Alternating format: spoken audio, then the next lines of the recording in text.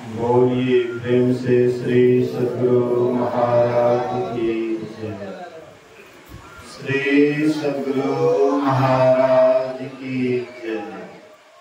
श्री सद्गुरु महाराज की जय।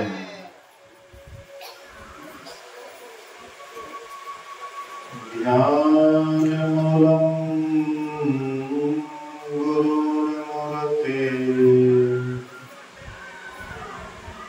पूजामूलम् गुरुपदम् मन्त्रमूलम् गुरोर्वाक्यम्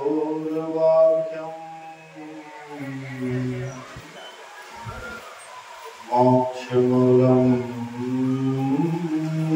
गुरुकृपा। धन्य धन्य सद्गुरु सुखद महिमा कही न जाए। जो कुछ कहो तुम्हारी कृपा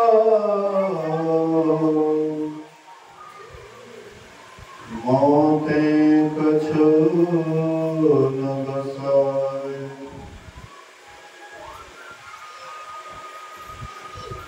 सर्वत्र सर्वदा वर्तमान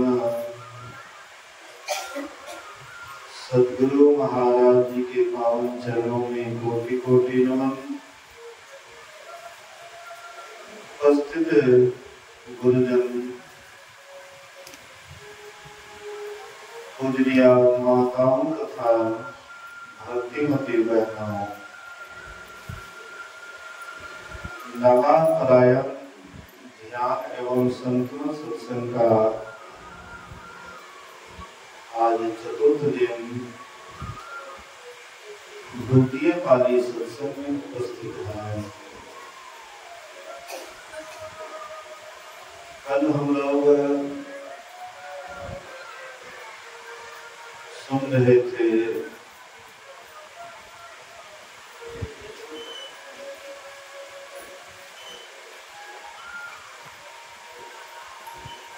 कि कई राम जी के बीच जो संवाद हुआ था उसको हम लोगों ने सुना।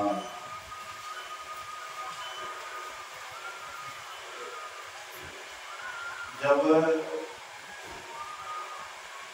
महाराज वो भवन गए और कैकेयी जब वह वरदान मांगी तो महाराज बेहोश हो गए और फिर सुबह होता है तो राम जी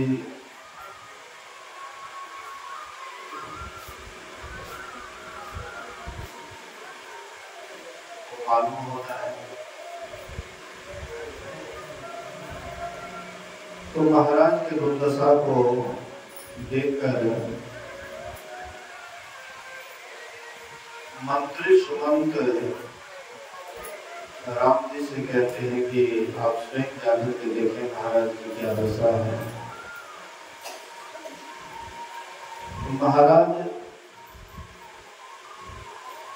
के पास राम जी गए तो दशरथ बेहोश पड़े हुए थे और राम जी बगल में कैकेयी कुरूप बना करके बैठी थी, कुबेश बना करके बैठी थी।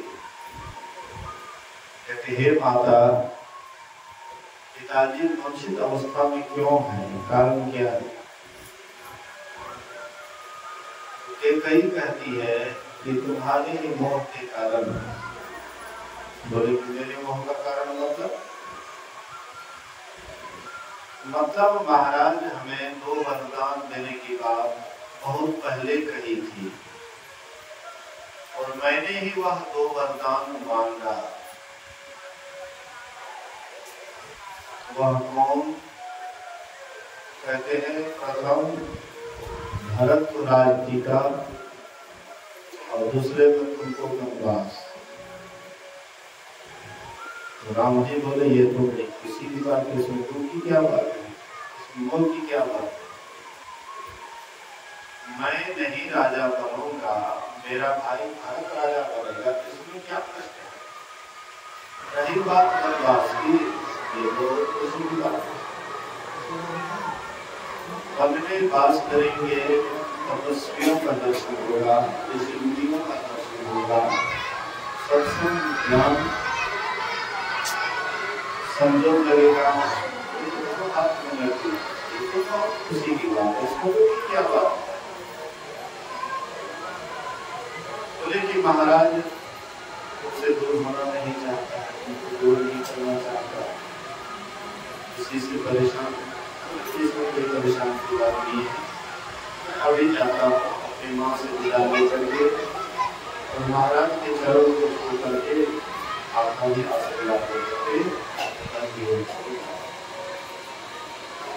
करे अपने माँ के पास, माँ कौशल्या के पास। माँ कौशल्या राम लक्ष्य करके मेरा बेटा कल राजा बनेगा, इसलिए हाँ भगवान नाम का जप कर रही थी, मंगल थाल लेकर के भगवान विष्णु की आराधना कर रही थी, आरती उतार रही थी। इसी समय राम जी पहुँच गए और माता को प्रणाम करते थे, कहते हैं माँ मैं वन को जा रहा हूँ, महाराज की आज्ञा से मैं वनवास जा रहा हूँ। कौशल्या माँ कौशल्या सोचती है कि मजाक कर रहा है, मजाक कर रहा है, ऐसे मजाक में कुछ बोल रहा है। क्योंकि महाराज तो अपने स्वयं मुख से बोले हैं कि कल राम को राजगद्दी दी जाएगी, तो आज तो इसके राजगद्दी का समय है, उत्साह का समय है। हर रात में जग करके वही ईश्वर से कामना की कि मेरा बेटा राजा बनेगा तो ठीक ठीक राज्य चलाएगा।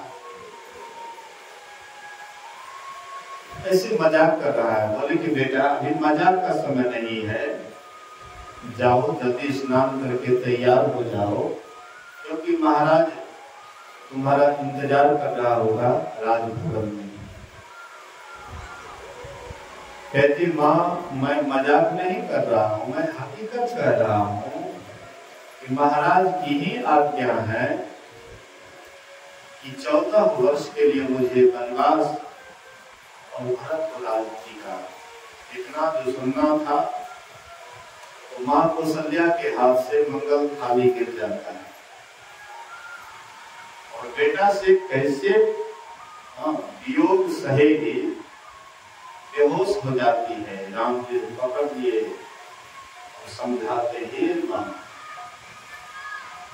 तुम क्यों चिंता करती है, कितना दिन 14 वर्ष, कितना क्या समय लगेगा। मतलब बहुत साधारण राम भगवान इस बात को ले रहे, बहुत नॉर्मल ले रहे। माँ को बेटा से 14 वर्ष तक अलग रहना इतना कष्टकारी होता है, वो माँ ही जानती है। 14 महीना तो काफी हो गया, 14 वर्ष माँ के लिए बहुत समय जैसे लगता है, बहुत युग की तरह लगता है। तो कहती है बेटा तो बहुत साधारण में इसको ले रहा है, लेकिन बेटा तुमसे मैं ऐसे ही कई बार बिछोह को देखी हूं। विश्वामित्र मुनि लेकर के चले गए, उसके बाद तुम गुरुकुल में रहा,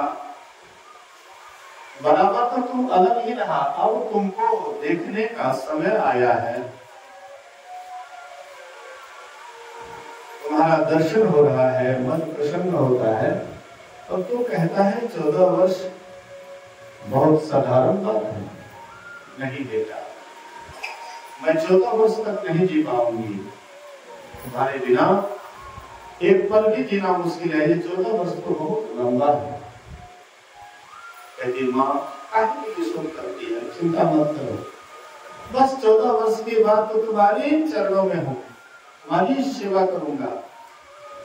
अतः इस तरह से राम जी बढ़िया से संतावना दे करके माँ को खुश करके चुप करके और वहां से निकलते हैं। महाराज तब तक में होश में आए, राम जी महाराज के चरण को पकड़ लेते हैं कि महाराज ये तो छोटी सी बात है, इसके लिए आपने इतना दुख पाया।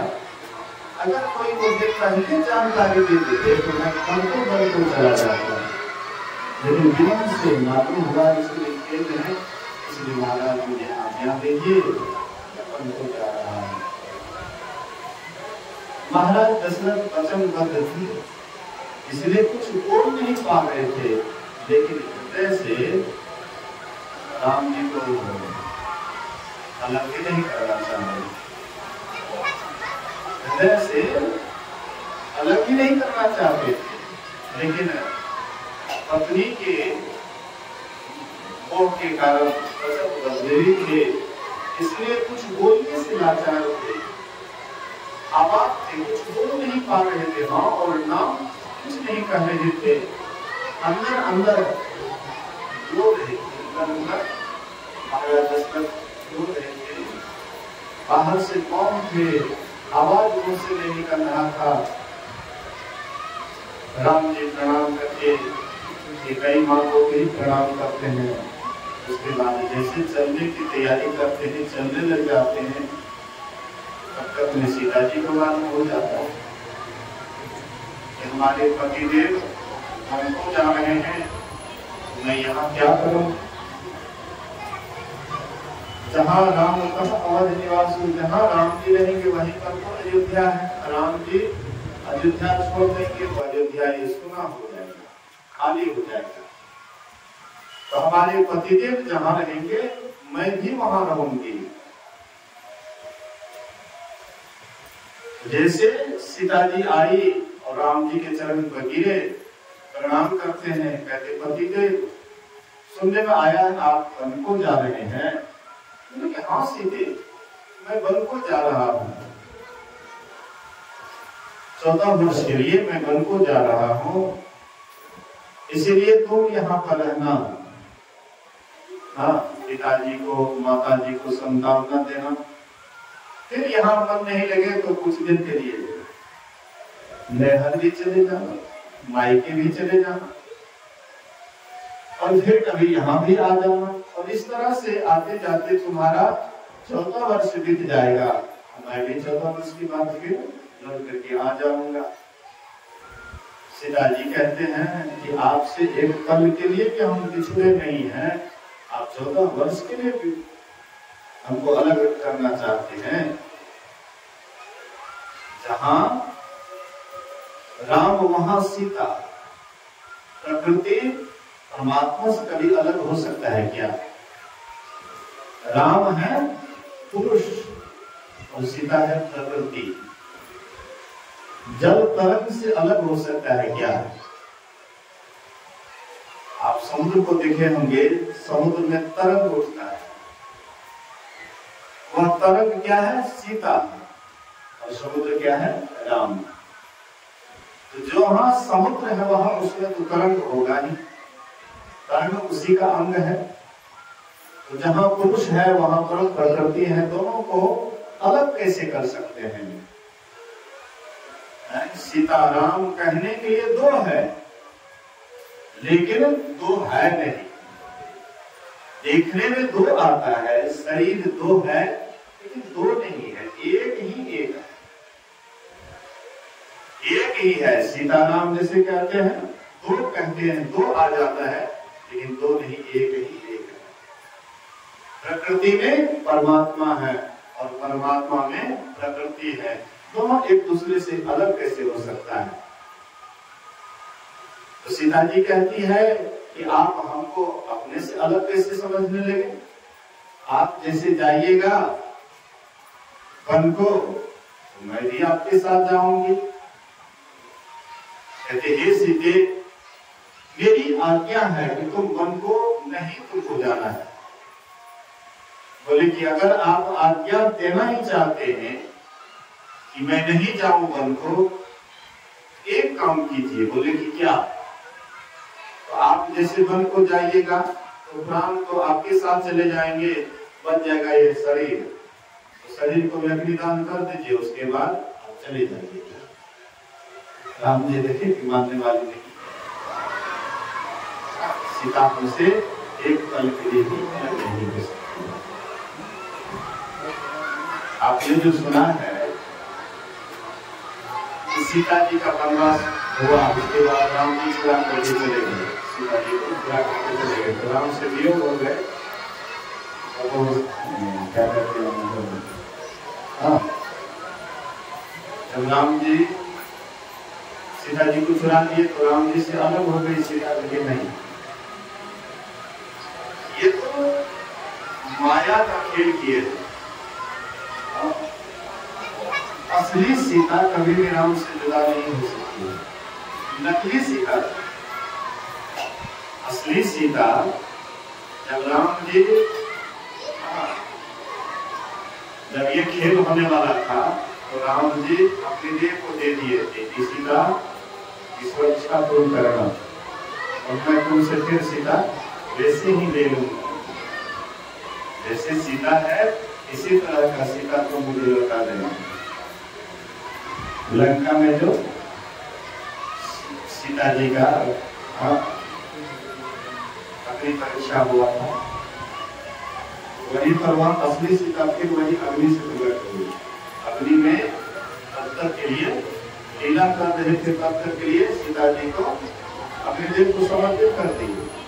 लंका में जो अग्नि परीक्षा हो रही थी, फिर सीता जी असली सीता जी फिर वही अग्नि में से राम जी से मिले।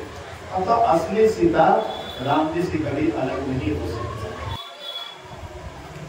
ये नकली सीता थी। तो सीता जी जब यह बात बोलती है तो राम जी देखते हैं कि सीता हमसे अलग नहीं हो सकती है। तो राम जी ने कहा कि ठीक है, जब तुम नहीं मानेगी तो मेरे साथ वन को जाएगी ही, ठीक है, कम से कम अपने सास ससुर से तो आज्ञा ले लो, क्योंकि वनवास तो मुझे दिया गया है, वनवास तो मुझे मिला, तुमको तो वनवास नहीं मिला है। लेकिन फिर भी अगर तुम भी जाना चाहती है तो सास ससुर से आज्ञा ले लो।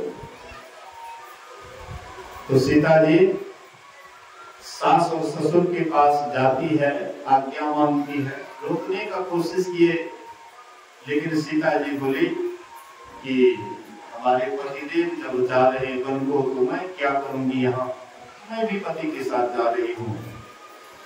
तो लाचार होकर के महाराज दशरथ और कौशल्या ये सब लाचार होकर के आज्ञा दिए। देना तो नहीं चाहते थे, क्योंकि किसी को पुत्री को लाए हैं, किसी के पुत्री को लाए हैं, आप शादी करवा करके और उसके पुत्री को जो कष्ट होगा तो आपका समझिए न देंगे। अब जब मेरी बेटी को भी आकर के गए और सब दिन कष्ट दिए, ये अबजस से वे लोग भी डरते थे कि महाराज जनक अबजस ना दे, इसके लिए आदेश देना नहीं चाहते थे, लेकिन मजबूर होकर के सीता जी के हक के सामने सास ससुर भी लाचार हो गए, लाचार होकर के आज्ञा देते हैं। तो सीता जी जब साथ हो लेती है, चलने लग जाती है, तो लक्ष्मण जी को मालूम हुआ। लक्ष्मण जी दौड़ करके गए और राम भगवान के चरण पर गिर गए और कहते हैं कि भैया क्या आप वन को जा रहे हैं? महाराज के कारण, जो महाराज रानी के मोह में पड़ करके आपको वनवास दे दिया है। कुछ उल्टा सुल्टा बोल गए। राम जी कहते अगर तुमको इतना ही अगर यह राज से आसक्ति है, हाँ, तो तुम रहो यहाँ। बाद में लक्ष्मण तुरंत नम्र हो गए और चरण पर गिरते हैं, कहते भैया मुझसे गलती हो गई, अगर आप वन को जा ही रहे हैं तो हमको भी साथ ले लीजिए। राम जी कहते हैं कि यहाँ पर न भरत है, न शत्रुघ्न है, माता पिता को कोई संतावना देने वाला नहीं है, एक तुम ही हो कि सबको ढाढ़स बंधा करके रखोगे, इसलिए तुम यहीं पर रहो। लक्ष्मण जी कहते हैं कि भैया जब से जन्म हुआ अभी तक आपसे मैं कभी भी अलग नहीं हुआ, और आप हमको अलग कैसे कर रहे हैं? मैं आपसे अलग नहीं रह सकता हूँ। आप ही मेरे माता हैं, आप ही मेरे पिता हैं, आप ही मेरे भाई हैं, सब कुछ आप ही हैं। इसलिए आप हमको अलग मत कीजिए। देखते हैं कि लक्ष्मण भी मानने वाला नहीं है, तो कहते हैं अगर तुम जाओगे तो कम से कम अपने माँ से तो आज्ञा ले लो। अगर माँ तुम्हारी आज्ञा दे देगी कोई बात नहीं, तुम चलना मेरे साथ। तो भाई लक्ष्मण सकुचाते हुए कि कहीं माँ से आज्ञा मांगेंगे, माँ देगी कि नहीं देगी इसका कोई पता नहीं है। गए सकुचा करके माँ के चरण को छूते हैं और कहते हैं कि माँ मैं भैया राम के साथ वन को जा रहा हूँ। माँ सुमित्रा क्या कहती है? ऐसी माँ शायद सबको, इस तरह की माँ शायद इस तरह से सबको। सौतेला भाई था दोनों, सौतन का बेटा था, लेकिन ऐसा प्रेम था भाई भाई में, और कैसे प्रेम था गोपी में, सौतन में। सुमित्रा ऊपर से कहती है कि जब राम वन को जा रहा है तो तुम्हारा अयोध्या में क्या काम?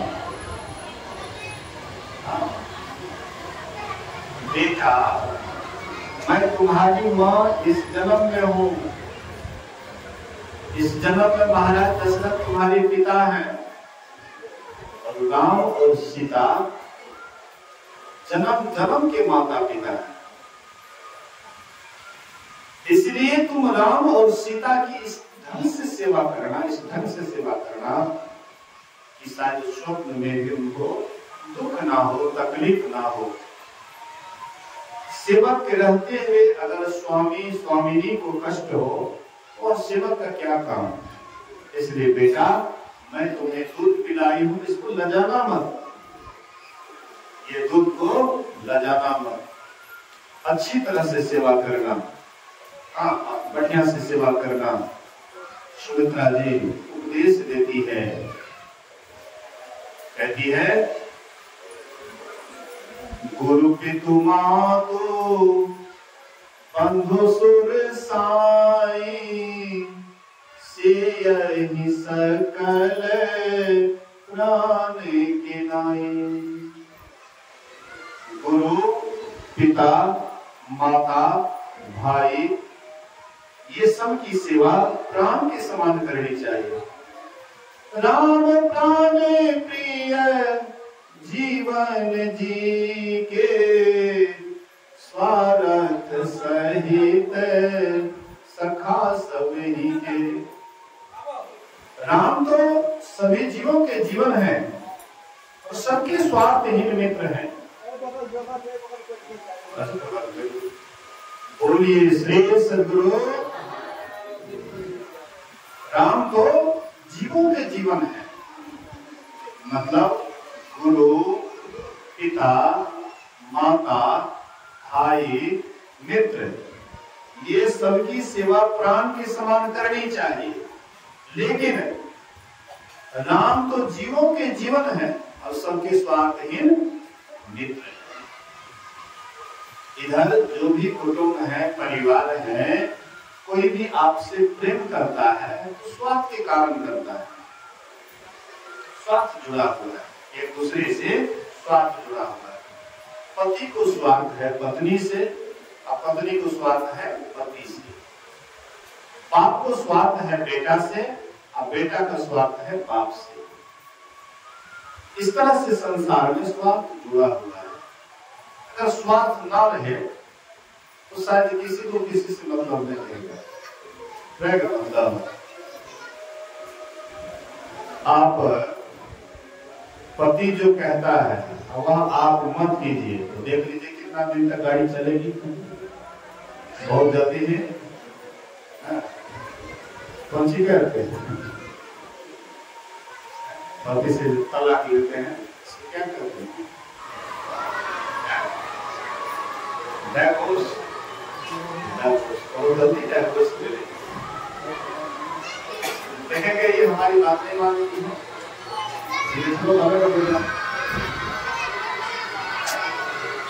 पत्नी भी ये कहा, पत्नी का अनुरोध पति नहीं चलता है, वो भी चाहेगी इससे कब से स्थिति हुई। सब अपने स्वार्थ के कारण जी रहा है। बेटा से बाप अलग क्यों हो जाता है, तीन क्यों हो जाता है? लेकिन किसी किसी को एक ही बेटा है तो अलग तो नहीं होना चाहिए, लेकिन एक को बेटा है उससे और नहीं बनता है। चार है तो किसी न किसी से बन जाता है। एक को ज्यादा कष्ट देता है, एक को दया आ जाता है, दो तीन दो चार दो। मुसलमान का हम सुनते हैं कि मुसलमान को जरगत होता है लेकिन आपा उसका बढ़िया करता है, ऐसा हमने सुना है। कोई आदमी कैलकुलेटर करके बोले थे कि हिंदुओं से अच्छा मुसलमानों का बुढ़ापा करता है। हिंदुओं में जितना कष्ट माँ बाप को दिया जाता है उतना मुसलमान में नहीं दिया जाता है, क्योंकि सोलह का समय होता है। अरे 10-5 है तो नालायक है, लेकिन आप देख रेख करने वाला एक लोग 2-4 निकलेगा, लेकिन कोई नहीं तो माँ बाप का भी वक्त निकल जाएगा, माँ बाप को भी देखने वाला निकल जाएगा। तो सुनने में आता है जवानी में मुसलमान ज्यादा मेहनत करते हैं और बुढ़ापा में उसका, क्योंकि बाल बच्चा अधिक रहता है तो मेहनत तो ज्यादा करना ही पड़ेगा। तो कहने का आशय मतलब है तो एक दूसरे से जो जुड़ाव है स्वार्थ के कारण। अगर स्वार्थ ना रहे तो किसी को कोई मतलब नहीं रहेगा, सब अलग अलग रहेंगे, अपना जैसे मन होगा अपने ढंग से जिएंगे, लेकिन स्वार्थ जुड़ा रहने के कारण एक दूसरे के हम साथ रहते हैं। तो ये संसार स्वार्थी है। गिरधर कुंडलिया में कहते हैं साईं सब संसार में मतलब का व्यवहार, जब लग पैसा गांठ में तब लग ताको यार, तब लग ताको यार, यार संगी संग डोले, अब पैसा रहा पास यार मुक्ते कछु न बोले, कह गिरधर का गिराए जगत की यही लेखा, अकरत बिगड़ जी प्रीत यार कोई बिरला देखा। जब तक पैसा है आपके पास, बहुत आपके दोस्त यार कुटुंब परिवार बराबर आपके आगे पीछे रहता है। जिधर पैसा आता है उसके आगे पीछे ढेर आदमी रहता है। और जब आपके पास में आमदनी उतना नहीं है, कम है, तो धीरे धीरे सब अपना अपना मुंह मोड़ लेते हैं। अरे इसके यहाँ जाते हैं कोई स्वागत भी नहीं करता है। आजकल के अनुसार जाते उसका एक कप चाहिए वो नहीं पिलाता है। आजकल के अनुसार नहीं, किसी के यहाँ जाइए के लिए करना यहाँ चाहिए नहीं हमें कुछ लगे कब से। पहले जमाने वाला बात था, पहले जमाने में गर्मी का मौसम था तो भाड़ा का पानी लोग रखते थे करके, और कोई मेहमान आते थे पहले पानी पिलाओ, आजकल पहले चाय पिलाओ। आजकल का मेहमान भी वैसा ही, अंग्रेज वाला सिस्टम। अंग्रेज मेहमान वो हाथ में धोएगा, चाय पीजिएगा तुरंत पकड़ करके बस डालने लगेंगे। कितना दूर से सफर करके आया, मतलब है मुंह ठोर वगैरह में जितना धूल कम आया, खुला आचमन भी नहीं करेंगे और सीधे चाय दिया पर एकदम सुस्ती लेने लगेंगे आजकल के मेहमान। लेकिन पहले जमाने में इस तरह की बात नहीं थी।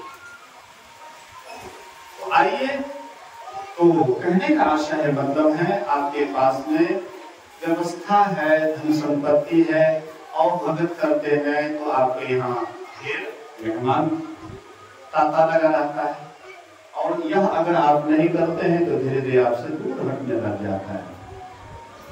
मतलब कोई भी आपके लिए नहीं जीता है, सब अपने स्वार्थ के लिए जीता है। इसलिए ब्रह्मानंद स्वामी कहते हैं स्वार्थ का व्यवहार जगत में, स्वार्थ का व्यवहार बिन स्वार्थ कोई बात न पूछा, देखा तो विचार जगत में स्वार्थ का व्यवहार। मित्र कमाई करता लावे तो माता करे प्यार, पिता कहे या पुत्र सपुता अपन मत होशियार।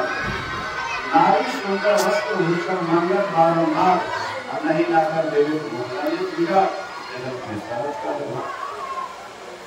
एक बार हम लोग बीमार पड़ दिए, बोलिए श्री सदगुरु बीमार जबरदस्त पड़ लिए रखे हम बोले हम देखिए सबके लक्षण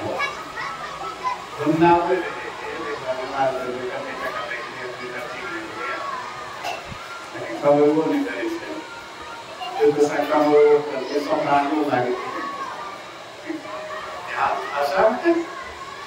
काम तक तो आ ही जाता है बहुत होगा। सही में अभी हम बीमार हैं तो देखिए मेरे संबंधी क्या क्या वही कमाता था तो कोई कुछ नहीं बोलता, सब बहुत बढ़िया मेरा बेटा,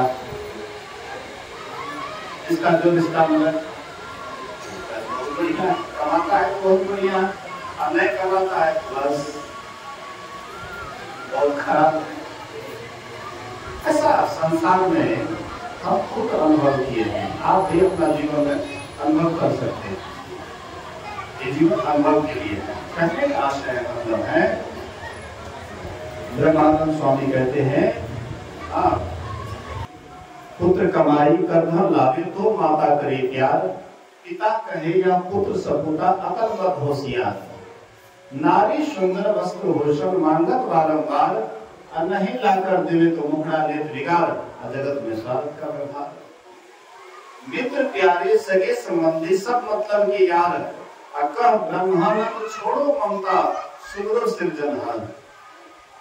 कहते हैं मित्र प्यारे सगे संबंधी सब मतलब के ही यार हैं, मतलब के ही दोस्त हैं। इसलिए ब्रह्मानंद स्वामी कहते छोड़ो ममता, ममता से ऊपर उठ जाओ। ममता अगर रखना है तो राम से ममता रखो, संसार से नहीं। राम से अगर ममता रखोगे यही ममता तुम्हारे मोक्ष का कारण बनेगा, और संसार से अगर तुम ममता रखोगे तो यह तुमको डुबा देगा, खाई में 84 की खाई में तुमको डुबा देगा। इसलिए ममता एक राम सो, समता सब संसार, संसार में समता रखिए, सबके प्रति अच्छा बर्ताव रखिए, अच्छा भाव रखिए, सबके अंदर भी एक ईश्वर का दर्शन कीजिए, सबको एक समान स्थान दीजिए। इस ढंग से अगर आप संसार में रहिएगा आपका जीवन अच्छा रहेगा। तो कहते हैं कि मित्र प्यारे सगे संबंधी सब मतलब के यार, सभी मतलब के ही यार है। एक है पहले मैं कीर्तन में जाता था, उसमें एक संदन गाता था, उसका छोटा सा कड़ी है। जब रहे अनधन नित याव पहुन माया हो राम, नित याव पहुन मां हित बन भरल दुआर। जब रहे अंधन नित आवे पहुना, हित बन भरल द्वार। घटी गेले अनधन छुटी गेले पहुन माया हो राम, छुटी गेले पहुन मां हित बन चल दुआर। जो भी आपका हितवन है सब आपका दरवाजा त्याग देते हैं, आपसे दूर हो जाते हैं। इसलिए संत महापुरुष कहते हैं कि स्वार्थ अगर रखना ही है तो राम से रखिए। राम सबसे निस्वार्थ प्रेम करते हैं, उसको कोई स्वार्थ नहीं है। हम परमात्मा को कुछ देते हैं, हम लोग सोचेंगे कि बाबा हमारा परमात्मा दे छे खाते प्रसाद चढ़े दिए, परमात्मा दे दिया तो प्रसाद चढ़े तो गुरु महाराज खाए छे ना है आ गुरु महाराज ने सबका प्रसाद अपने खा लागे कैसे चढ़े थे। बोलिए श्री सद्गुरु। गुरु महाराज अर्थात परमात्मा, और परमात्मा अर्थात जिसका कहीं और ना छोड़ है, और वे जो परमात्मा पूरे संसार को खिलाता है वही अगर खाने लगे उसको कौन खिला सकता है? ये दुनिया को खिलाता है। गुरु महाराज एक छोटी सी कहानी करते थे। एक मुनि बालक जंगल में रहता था। एक राजा गए शिकार करने के लिए जंगल, और मुनि बालक को बड़ा सुंदर रूप देख करके घुंघरीला बाल, 5 वर्ष का ही बच्चा लग रहा था, बड़ा सुंदर लग रहा था, मनमोहक लग रहा था। माधव संकाय ऋषि में कोई ऋषि हो, बहुत सुंदर, बहुत अच्छा। उनके रूप को देख करके राजा मोहित हो गए। और राजा कहते हैं मुनि बालक, ये मुनि बालक तुम मेरे साथ चलो, तुम मेरे साथ चलो। मुनि बालक कहता है कि मैं तुम्हारे साथ जाऊंगा, तुम क्या करोगे? राजा कहता है कि तुम मेरे साथ जाओगे, जैसे मैं सुंदर सुंदर भोजन करता हूँ तुमको भी सुंदर भोजन कराऊंगा, और जैसा मैं सुंदर पोशाक पहनता हूँ राशि पोशाक तुमको भी पहनाऊंगा, और हमारी जो पहरेदार पहरा करता है हमारा भी पहरा करेगा पहरेदार। मुनि बालक साधारण मुनि बालक नहीं था, इसलिए होते साधारण बच्चा तो सोचते कि राजा ऐसे आदमी आया है, हम गरीब के बच्चे हैं, इनके साथ चले जाना चाहिए, जंगल में बढ़िया व्यवस्था नहीं है, इसलिए तो चले जाते। लेकिन वे साधारण बच्चा नहीं था। ये मुनि बालक कहता है कि अगर तुम मेरी शर्त को मंजूर करो तो मैं तुम्हारे साथ जाने के लिए तैयार हूं, नहीं तो नहीं। बोले तुम्हारा क्या शर्त है? मुनि बालक कहता है तुम मत खाओ, हमको खिलाओ, तुम मत पहनो, हमको पहनाओ, और जब मैं सो जाऊं तो हर पल जग करके तुम मेरी पहरा करो, मेरी रक्षा सुरक्षा करो। राजा कहता है कैसा मुनि बालक है? राजा कहता है ये बात तो नहीं हो सकता, जैसा खाऊंगा खिलाऊंगा, जैसा पहनूंगा पहनाऊंगा, जो हमारी रक्षा सुरक्षा पहरेदारी करता है तुम्हारा भी करेगा। लेकिन मेरा मालिक ऐसा नहीं है, मेरा जो मालिक है, मेरा जो राजा है, वे राजा खुद नहीं खाते हैं, हमको खिलाते हैं। मेरा राजा खुद नहीं सोते हैं, हमको सुलाते हैं। और जब मैं सो जाता हूँ तो मेरे जो राजा हैं ये हर पल जग करके रक्षा करता है, हमारी रक्षा सुरक्षा हर पल करता है, हर हमेशा। ऐसे राजा को छोड़ करके मैं तुम्हारे साथ जाऊं? वह राजा कौन है? परमात्मा, ईश्वर, राजाओं के राजा। जो राजा है वे राजाओं के राजा है, वे सबकी रक्षा करते, सबको खिलाते, सबको पहनाते हैं। ये खुद खाते नहीं, खुद पहनते नहीं, खुद सोते नहीं।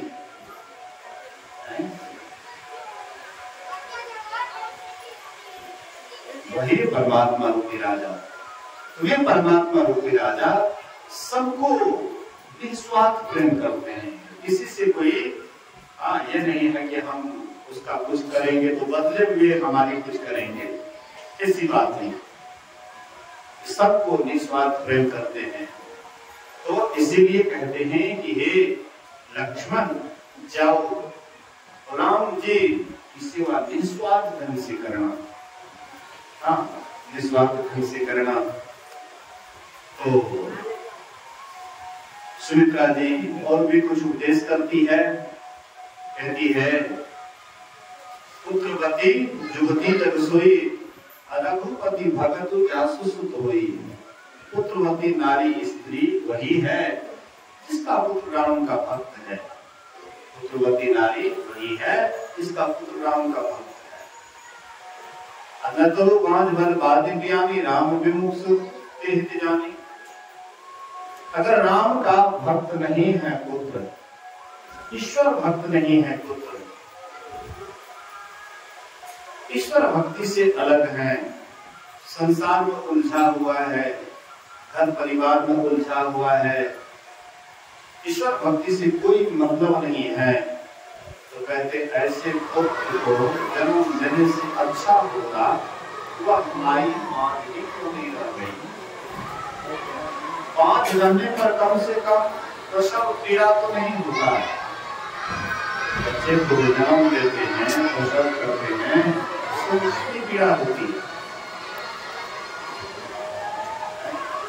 कितनी वेदना होती, कितना कष्ट होता है। ये कष्ट तो कम से कम नहीं होता, कम से कम कष्ट से तो अलग रहते, लेकिन इतना कष्ट उठा करके भी, इतना दुख झेल करके भी अगर आपका पुत्र राम का भक्त नहीं है, कहते से अच्छी बात। सकल सुकृत कर वर्ष फल येहू, सिय राम पद सहज स्नेहू। सभी पुण्यों का सबसे बड़ा फल है। संसार में जितने पुण्य हैं, पुण्य तो बहुत है, बहुत कुछ पुण्य करते हैं, लेकिन सभी पुण्यों का अगर सबसे बड़ा फल है तो श्री सीताराम जी के श्री चरणों में सब स्नेह प्रेम। यहाँ पर भी सीताराम आ गया, सीता और राम कहते सीताराम के चरणों में एक ही, मैंने पहले ही कहा एक ही एक है, दूसरा कुछ नहीं। अद्वैत में एक को एक ही परमात्मा, वो सब जगह देखते हैं, वह एक ही ईश्वर के चरणों में, एक ही परमात्मा के चरणों में प्रेम करना, ये सबसे बड़ा पुण्य है। इस पुण्य से बढ़कर के संसार में और कोई पुण्य नहीं है। इस तरह से उपदेश दे करके सुमित्रा मां अपने बेटा लक्ष्मण को भेजने लगते हैं। तो लक्ष्मण जी वहीं पर प्रतिज्ञा करते हैं कि मां, अगर तू इस तरह की उपदेश दी है तो मैं तुम्हारे ही सामने में प्रतिज्ञा करता हूं कि 14 वर्ष तक, जब तक राम भगवान, भैया राम और भाभी सीता, जब तक ये लोग वनवास में रहेंगे तब तक मैं एक पल भी सोऊंगा नहीं। सोऊंगा तब तो कष्ट होगा, मान लीजिए जब जगा हुआ रहूंगा तब तो इसकी सेवा सुरक्षा करूंगा, देखरेख करूंगा, आवश्यकता की पूर्ति करूंगा, लेकिन जब ये लोग जब हम सो जाएंगे तब तो नहीं रहेगा कि कब इनको क्या आवश्यकता है। इसीलिए वन में रहेंगे, कोई बाघ आक्रमण न कर दे, कोई शेर आक्रमण न कर दे, सोने में कष्ट होगा, दुख होगा। लक्ष्मण जी धनुष बाण लेकर के पहरा दे रहे थे, तब मैं आराम से सीताराम पत्ते के बिछौने पर सोए हुए थे। बोलिए श्री सद्गुरु, मैं अभी पाठ नहीं किया गया, सीताराम पत्ते के बिछौने पर सोए हुए थे। तो आराम से कैसे सोए हुए थे? उधर पहरा देने के लिए लक्ष्मण जी तैयार था, सेवा एकदम पूरा तटस्थता के साथ, तटस्थ होकर के पूरे एकदम सेवा में संलग्न था, थोड़ा सा भी ढीला ढाला नहीं। और लक्ष्मण रात को वीरासन से बैठते थे, वीर आसन से, वीरासन से बैठते थे, आराम से धनुष बाण ताने हुए कि कोई पशु या कोई राक्षस, मतलब किसी प्रकार का भी भैया और भाभी को कष्ट न हो, हर हमेशा लक्ष्मण तैयार रहता था। उनके सुख सुविधा के लिए हर हमेशा तैयार रहता था। अपने सुख की तरफ लक्ष्मण कभी भी ध्यान नहीं दिए। जब लक्ष्मण जी चलने लगे थे वन को, तो लक्ष्मण जी बोले कि उर्मिला को भी थोड़ा संभावना दे देते हैं, कहीं वह नाराज ना हो जाए कि सीता जी हम जा रहे हैं, भाई भाभी जा रही है, तो कहीं उर्मिला भी कह दे कि हम भी जाएंगे, हम क्या कहेंगे। तो लक्ष्मण जी जब उर्मिला के पास गए, उर्मिला कहते उर्मी, मैं तुमको छोड़ करके जा रहा हूँ, कहीं तुम नाराज तो नहीं हो, कहीं तुम रोगी तो नहीं, देवी कहती है पतिदेव आप जा रहे हैं उनकी सेवा में, मैं क्यों बाधा डालूं, इसलिए आप बढ़िया से सेवा कीजिएगा। बहुत प्रसन्नतापूर्वक लक्ष्मण को विदा दे देती है और लक्ष्मण जी बड़ी संलग्नता के साथ सेवा कर रहे थे। पहला दिन तमसा नदी के किनारे व्यतीत किए। वहां पर अयोध्या की बहुत नर नारी राम जी के साथ गए हुए थे। राम जी सोचे कि मैं तो वन में कष्ट भोगूंगा ही, यही प्रजा को वनवास मिला है, वनवास हमको मिला, उसके साथ वो और हो गया। सीता और लक्ष्मण एक्स्ट्रा यही तो हो गया। यही जो अयोध्या वासी इतना है, अब मेरे कारण इतना कष्ट सहेंगे, ये तो ठीक नहीं है। इसीलिए तमसा नदी के किनारे सोने का बहाना कर दिए। लगा कि राम जी सो गए तो सभी प्रजावासी पूरा दिन गहरी नींद में चले गए। जब सबके सब गहरी नींद में चले गए तो राम जी सुमंत रथ लेकर के गए तो उनको जगाते हैं और कहते हैं अब ये मौका है भाई, अरे प्रजागण सोए हुए हैं और सोए हुए में ही हम लोग छिप करके निकल जाए, बड़ा बढ़िया रहेगा। तो इस तरह से रथ को निकाले कि पता नहीं लगा कि रथ का पहिया किधर से गया। उसके बाद दूसरे दिन श्रृंगवेर को गए, जहाँ पर वो निषाद अपने मित्रों के साथ राम जी का स्वागत किए, जहाँ तक हो सका स्वागत किए, अनुनय विनय किए, सारी सेवा सत्कार करते हैं, कंदमूल फल ला करके भोजन कराते हैं। पत्ते के बिछौना शीशम का सूखा पत्ता था, उसको इकट्ठा कर दिए। शीशम का पत्ता क्यों इकट्ठा किए? तो शीशम का पत्ता ठंडा होता है, मौसम था गर्मी का। राम जी जब वनवास गए थे उस समय मौसम था गर्मी का, शीशम का पत्ता ठंडा होता है, इसलिए शीशम के पत्ता को इकट्ठा करके सो गए। और उसके बाद लक्ष्मण और